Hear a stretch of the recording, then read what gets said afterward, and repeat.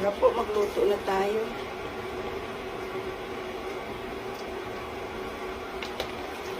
Mantika.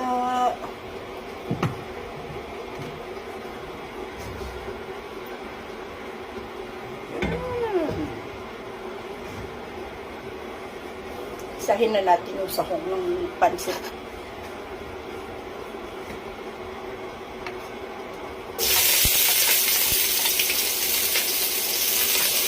Yes.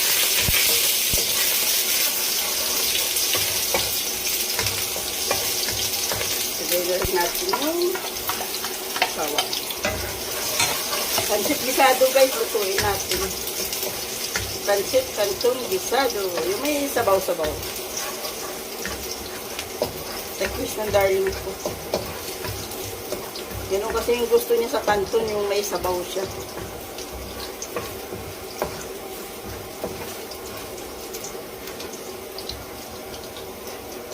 Yan na natin yung sahog. Ito guys yung sahog. Baboy. Puro laman naman ito. So kanina yung binawas ko sa pork chop na binabad ko. Ang kapal kasi ng tawag ng pagkahiwa ng pagka-pork chop niya. Yan, tinanggalan ko nito para mo natis-litis.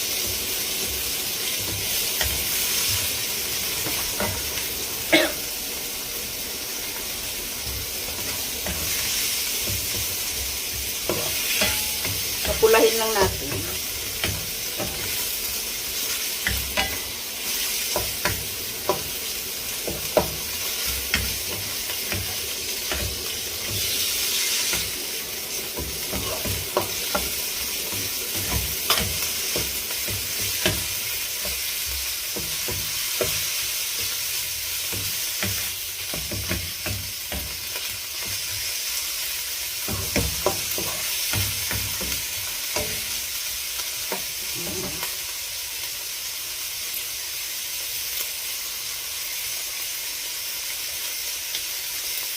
Paminta.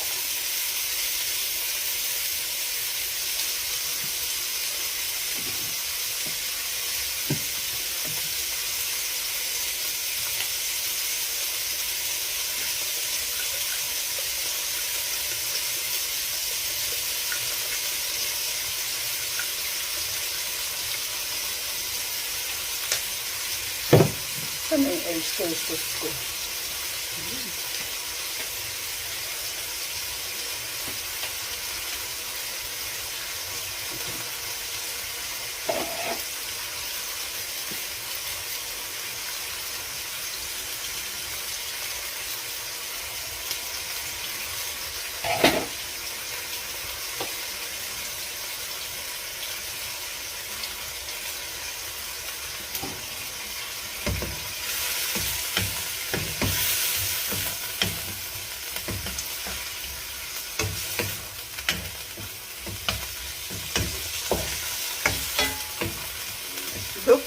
Kayo po, anong ulam?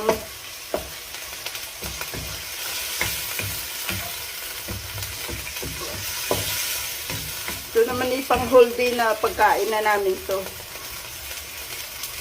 Pagdating kasi sa kanin, parang hindi naman sinasabing malakas kami kumain o ano. Basta may oras talaga na gusto lang nila, pansit, pasta, walang kanin. Diet yarn. Diet daw eh. Puro din naman calcium. Hindi, basta ganun lang. Depende rin sa panlasa. Diba guys, minsan meron tayong na parang nag-crave tayo ng kung ano. Hintayin na lang natin itong maluto. Lagay natin yung gulay.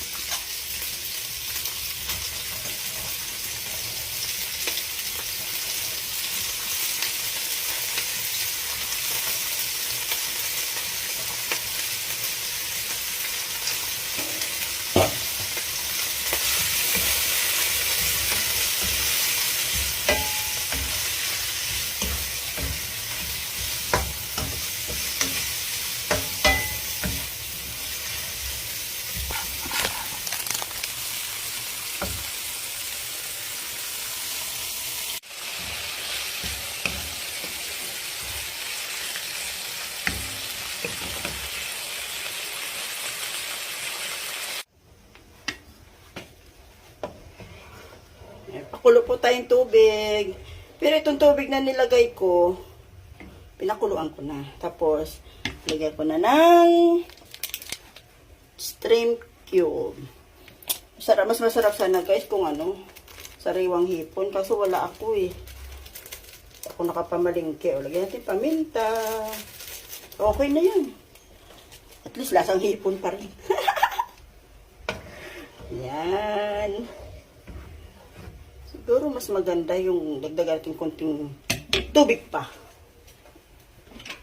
Para may sabaw-sabaw. Parang hindi ako puntinto sa tubig niya. Yan siya.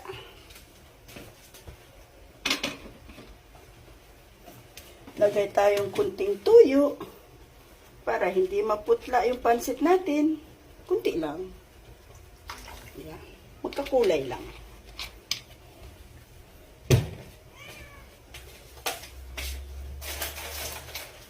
Ito po yung kanto natin. Hindi, parang 1/4 lang ito eh. Okay na yun. Kasi na sa amin yan. Ayan, kumukulo na siya.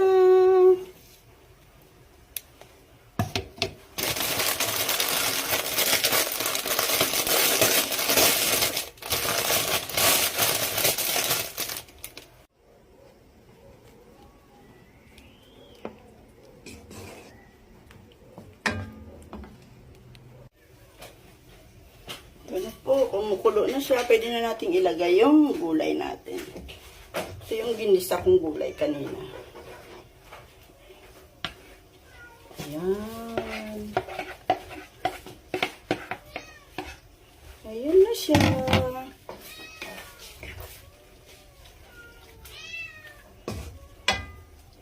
Yung pansit gisado.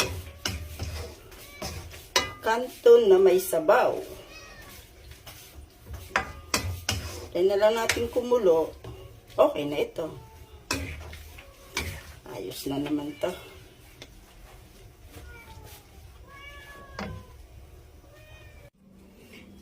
Ito na po siya. Request ng darling ko, pansit kanton na may sabaw. Tawag nito guys. Pansit gisado. Ayan na siya. Luto na siya. Kasi pag mamaya, sisipsipin pa ng kanton yung yung sabaw niya. Kaya kailangan pagkulo, patayin na natin yung kalan. Tikman natin kung okay na. Tikman natin yung sabaw. Okay na, sarap na. Pwede na kumain. Kunting kulo na lang, patayin na natin yung apoy. Kasi hindi rin masarap pag yung gulay malabsa. Na half cook ko na yan eh. Yung baboy, luto na rin naman yan eh. Tara guys, kain na tayo!